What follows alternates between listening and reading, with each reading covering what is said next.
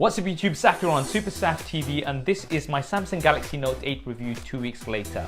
So I was actually fortunate enough to get hold of this on Unpacked Day. I've been using it since, and I think it's no surprise that I really do like this phone.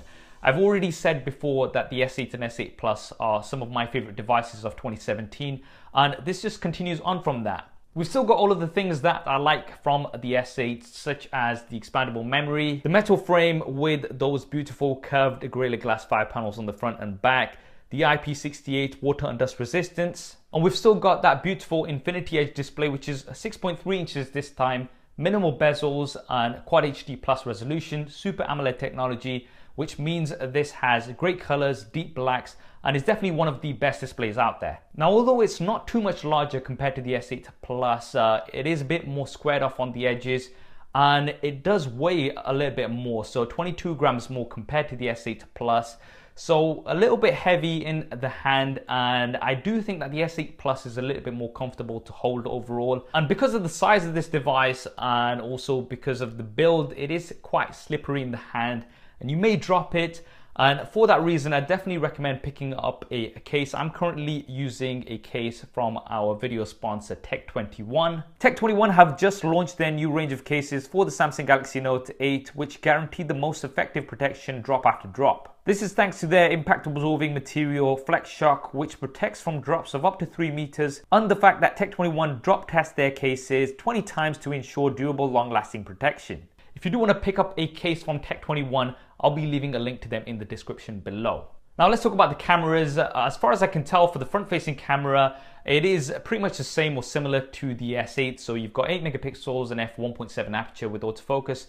Works great and is also really stable for video. And around the back, we have a dual camera setup. We've got two 12 megapixel cameras, both with optical image stabilization. Now again, as far as I can tell, the primary camera is pretty much the same as the S8. So it's definitely one of the best cameras out there right now. Takes great shots, great quality video, and you've also got manual control. But this time you also have a secondary camera, which is going to give you 2 times optical zoom, and that has an f2.4 aperture. And you've also got the live focus feature, which is going to blur the background of your shots and give you some really good looking images. What's cool about the Note 8 is that you can adjust the blur after the fact, and it's also going to take a wide angle shot as well as the one from the telephoto lens. So that's quite nice. You'll always have those two options. Now I know a lot of you guys want to see a camera comparison Super Saf style between the Note 8 and the LG V30. This looks like the main camera showdown this year.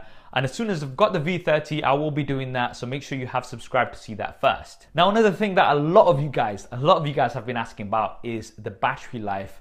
Personally, I don't like commenting about battery life this early on because in my experience, I've never come across a device that maintains the same level of battery life 3 months later down the line as it does when you've got it fresh. They all do deteriorate over time. But having said that, I know you guys are not going to forgive me if I don't mention the screen on time. So on my Note 8, I've been getting roughly about 5 hours of on-screen time, sometimes a little bit more, sometimes a little bit less, which I think is pretty good. And in comparison to the S8 Plus, which has a slightly larger battery, I would say both are quite similar in my experience. You have to remember that the S8 Plus only has a 200 mAh battery larger compared to the Note 8, and in the bigger scheme of things, that is not so much of a big difference. I don't think you're going to notice too much of a difference, and I do think that the Note 8 right now has good battery life. And remember, you've always got fast charging as well as fast wireless charging, so you can get a quick top up if needed. Now what about the performance? Well, we've still got very similar internals to the S8, so we've got the Snapdragon 835 or the Exynos 8895, some of the latest and greatest processors out there. But we've got 6 GB of RAM on the Note 8 here, and it's been working well for me so far. I've not really had any issues. We've got Android version 7.1.1 with the Samsung skin on top. Now what I do like about the Samsung skin is some of the additional features. The one feature that is my favorite is App Pair, and that's going to allow you to launch 2 apps in multi-window with just one touch, and I really do like this feature. I believe before, the reason why I never used to use multi-window so much was because you'd have to go through so many steps to actually set it up. But with this, it makes it so much easier. And with that 18.5:9 aspect ratio, having multi-window on your display is definitely very useful.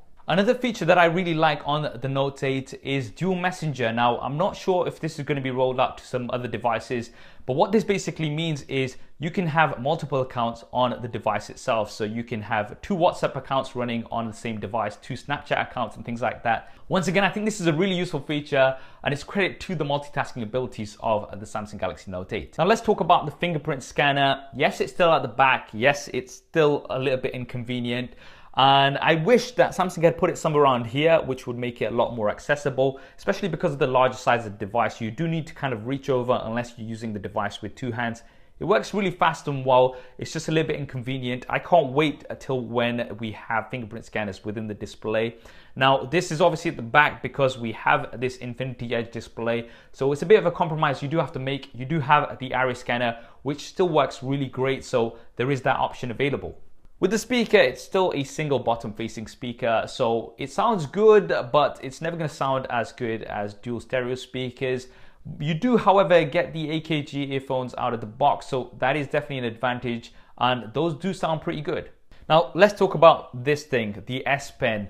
In my opinion, you're either going to use it or you're not going to use it. I think personally it's a great feature. A lot of you guys may not know this, but I actually use a graphics tablet for my PC. It just allows me so much more precision when I'm editing images and things. And it's nice to have that on the smartphone. It's probably not something that you're going to be using continuously, but when you do need it, it's really useful. Say for instance, you need to sign a document. So if you're somebody who's out and about a lot and you need to sign off contracts and things, you can do that with this S Pen. It gives you some really cool precision. And then we've also got some of the features which I do like, such as off-screen memo. So you can just jot down a quick note and that is going to stay there for you. So that's really cool. And if you hover over certain pieces of text, it's going to translate those for you. It's going to translate currency as well. So I really do like this, but as I said, you're either going to use it or you might not. Now with Bixby, I know a lot of you guys have been asking me about it. I have been using it and I'm putting my notes together and I will be doing a dedicated Bixby video. I've actually had some good experiences with it. I like quick commands, which allows you to assign multiple actions to just a phrase. So you could just hold it and say good night, and it's going to put the blue light filter on, it's going to put do not disturb on, and it's going to set your alarm, for instance. You can assign whatever actions you want.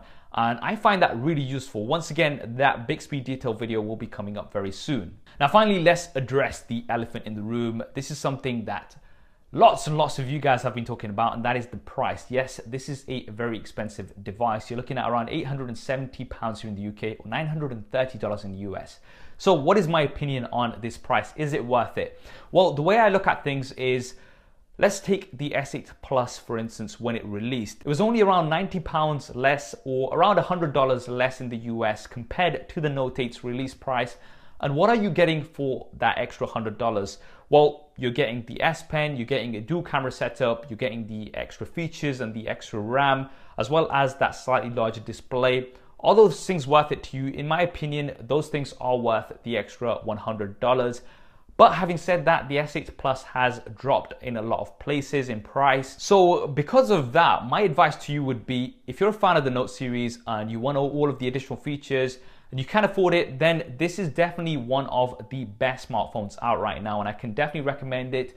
But if you can't spend that much, then the S8 and S8 Plus are still great options. They've dropped slightly in price and they are still some of the best smartphones out right now.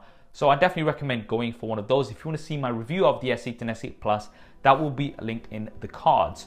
So guys, that is my review 2 weeks later of the Samsung Galaxy Note 8.